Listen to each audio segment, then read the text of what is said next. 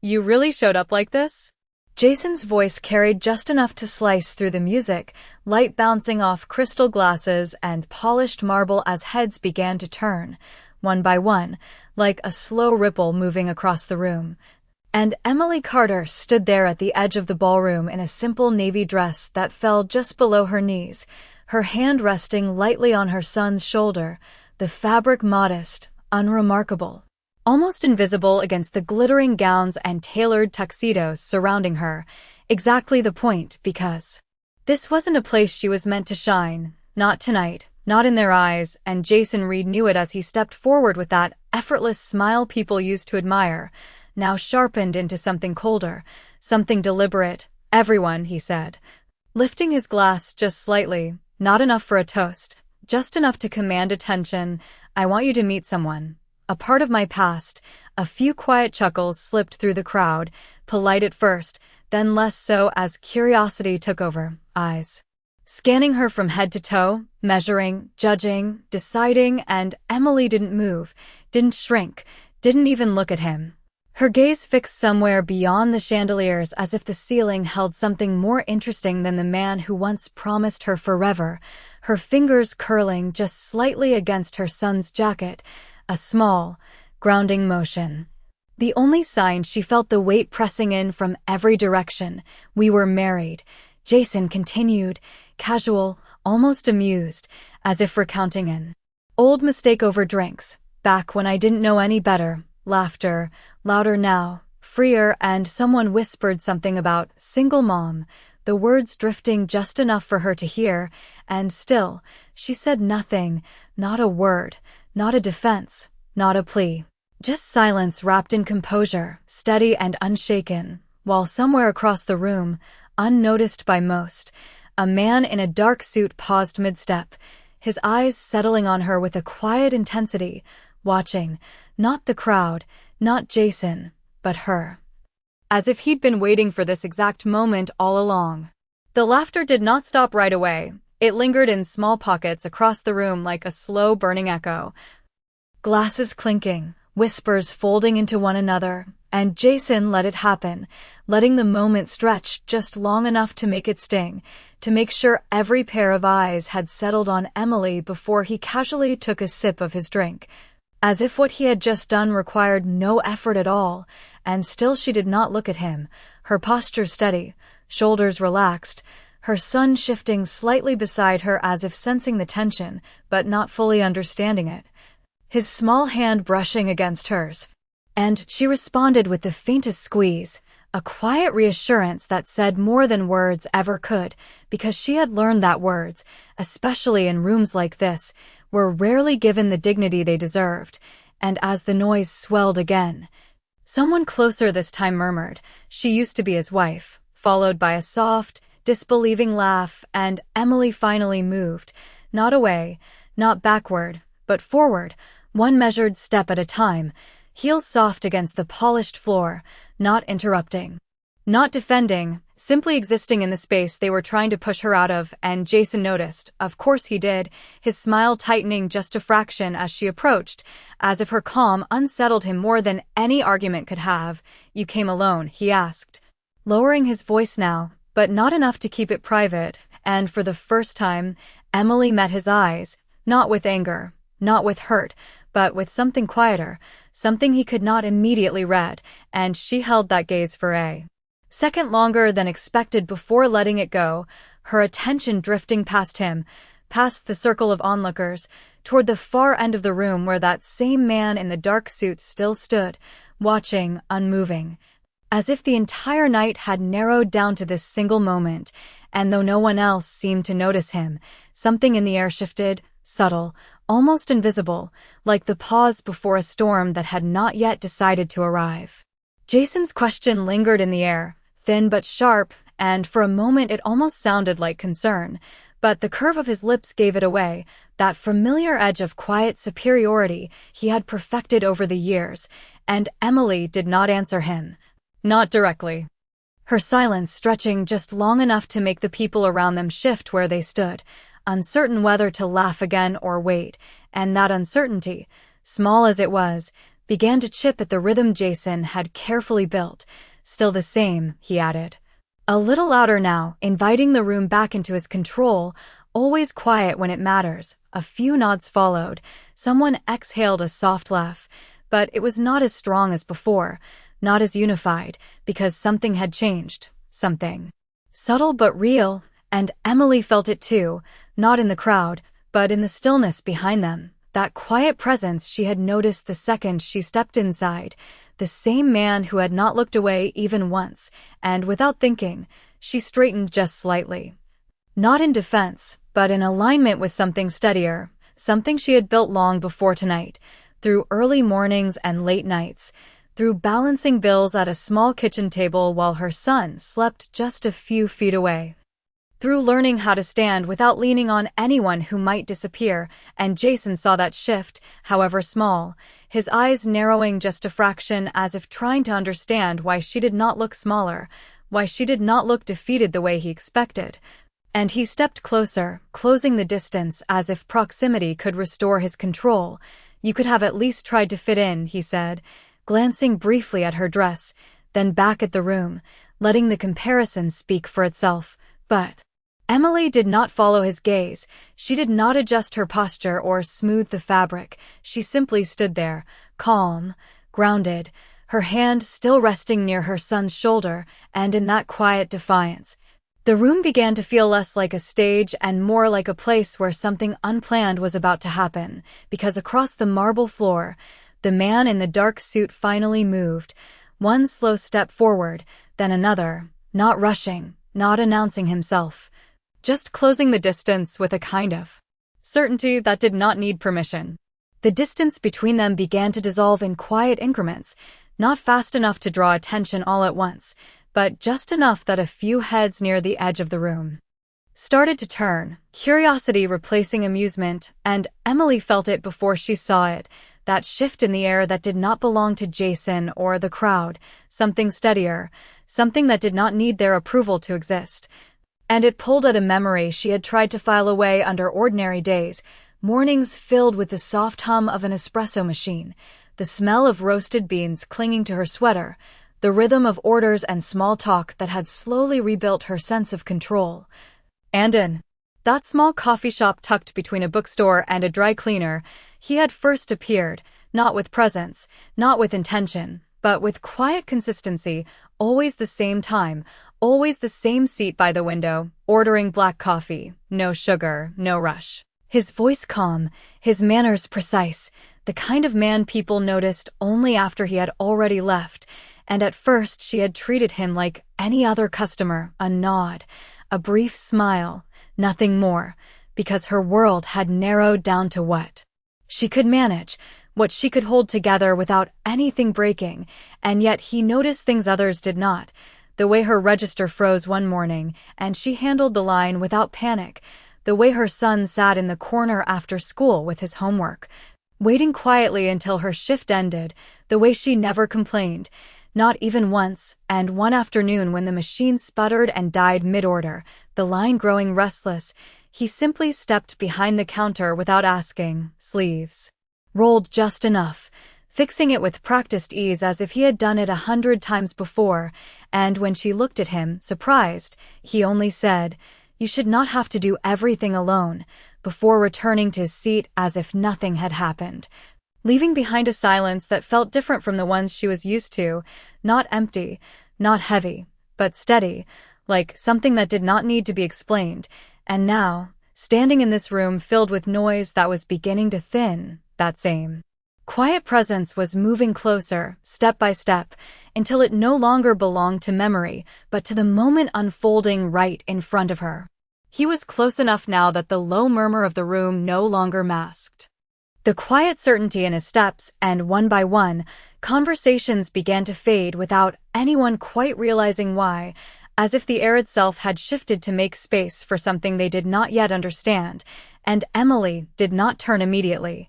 Not out of hesitation, but because she already knew that presence, had learned its rhythm in smaller, quieter places where no one was watching, where gestures mattered more than words, and Jason noticed it too, the subtle fracture in the attention he had been holding so easily just moments ago, his smile tightening again as a few guests near him straightened, their posture changing, their eyes no longer on Emily but past her, following the man who now stepped fully into the circle, his suit perfectly tailored, not loud, not flashy, but carrying a weight that did not need introduction, and for a brief second, Jason's confidence faltered, not enough to be obvious, but enough to exist. "Can I help you?" he asked, the question edged with forced politeness, the kind used when someone feels their control slipping but refuses to admit it, and the man did not answer right away, his gaze moving instead to Emily, not scanning, not questioning, but settling, steady and familiar. Like someone who had already chosen his place long before this moment arrived, and Emily finally turned, meeting his eyes without surprise, without confusion, only a quiet acknowledgement that needed no explanation, her shoulders easing just slightly. Not because she needed saving, but because she no longer stood alone, and the man gave the smallest nod, almost imperceptible, before shifting his attention to Jason, the room now fully silent in a way that felt different from before, not filled with judgment, but with anticipation, and in that stillness, the balance had already begun to change, even before a single word was spoken. Jason let out a short breath that almost sounded like a laugh, but it did not carry the same ease as before, his grip tightening slightly around the glass in his hand as he glanced around the room, searching for the reaction he had been controlling all night, only to find something unfamiliar in its place, a quiet recognition spreading across a few faces, subtle but undeniable, as if pieces were falling into place faster than he could adjust. "I asked if you needed something," he repeated, this time more firmly, but the edge in his voice no longer commanded the same authority. And the man in the dark suit finally spoke, his tone calm, measured, not raised, yet it reached every corner of the room without effort. "I am here for her," he said, and it was not a declaration meant to challenge, it was simply a statement of fact, one that did not invite argument, and a faint shift moved through the crowd, someone stepping back, another lowering their glass, as if instinctively making space, and Jason's expression flickered, confusion pressing through the confidence he had been holding together. "Do you even know who she is?" he asked, the question meant to diminish, to pull the moment back under his control, but it landed differently now, lighter, almost misplaced, and the man's gaze did not waver as he answered, "Yes." A single word, steady, followed by a brief pause that stretched just enough to make the silence feel deliberate, meaningful, and then he turned slightly toward Emily, his hand lifting, not abruptly, not for show, but with quiet certainty,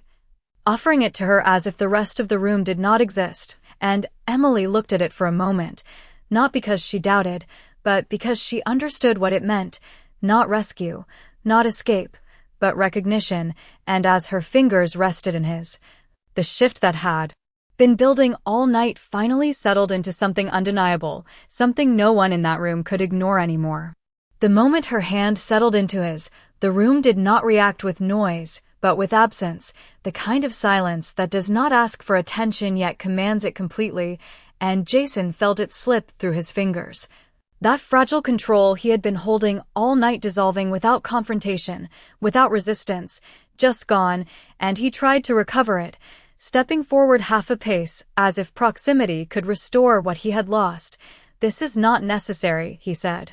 forcing a smile that no longer convinced anyone, his voice carrying less weight than before, thinner, almost uncertain, and the man did not release Emily's hand, did not even look at Jason immediately, his focus remaining exactly where it had been from the start, steady, deliberate, as if everything else in the room existed only at the edges of his awareness, and that alone was enough to shift the balance further, because people were no longer watching Jason, they were watching him, trying to place him, trying to understand why something about him felt familiar in a way that did not belong to casual introductions, and whispers began again, quieter this time, not mocking, not amused, but searching, connecting fragments of recognition that had not fully formed yet, and Jason heard it, of course he did, his jaw tightening slightly as he followed their gaze. his confidence now replaced by something closer to unease. "You think this changes anything?" he asked, but the question sounded less like a challenge and more like an attempt to hold on to something already slipping away, and for the first time, the man turned his head toward him, not sharply, not with irritation, but with a calm acknowledgement that felt final, as if the conversation had already ended before it began, and Emily stood beside him without tension. Without the need to explain herself, her posture quiet but unyielding, her presence no longer something to be dismissed or compared, and in that stillness, the room understood before the words arrived that whatever was about to be said next would not be loud, would not be dramatic, but it would change everything they thought they knew. The silence settled fully now, not fragile, not uncertain, but absolute. The kind that made every movement feel louder than it was, every breath more noticeable, and when he finally spoke, his voice did not rise to meet the tension, it moved beneath it. Calm and unshaken, "I do not think," he said, his gaze steady on Jason. "I know," and the words did not carry force, yet they landed with a weight that shifted the entire room, because in that moment, recognition arrived, not all at once, but in a series of quiet realizations, a name forming in whispers, a glance exchanged between guests who suddenly stood a little straighter, a subtle retreat as space opened around him without being asked, and Jason felt it the exact second it changed, his expression tightening as he looked again, really looked this time, at the man he had dismissed just moments ago, the precision of his suit,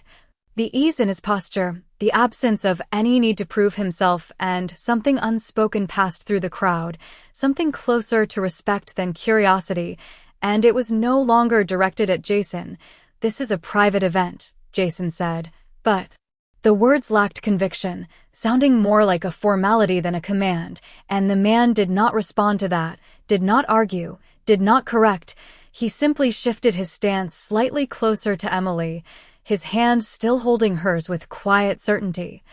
And then, without raising his voice, without any change in expression, he said the words that ended everything Jason had tried to build that night. "She is my wife," and no one laughed, no one questioned, no one even whispered this time, because the certainty in his tone did not allow space for doubt, and Emily did not react with surprise, did not look at the crowd for validation. She only stood there, calm, grounded, as if the moment had already passed for her,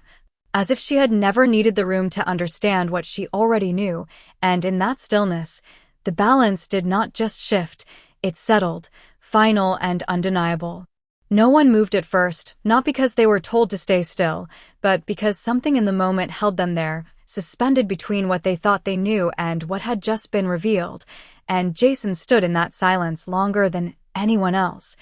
His expression no longer controlled, no longer polished, but caught somewhere between disbelief and the slow realization that the narrative he had constructed so carefully had slipped beyond his reach, and for the first time that night he did not have a line ready, no clever remark, no quiet jab, just the absence of control where it used to be, and Emily did not look at him, not out of avoidance, but because he no longer occupied the space he once did in her world, her attention steady, her posture calm, her hand still resting in Alexander's as if it had always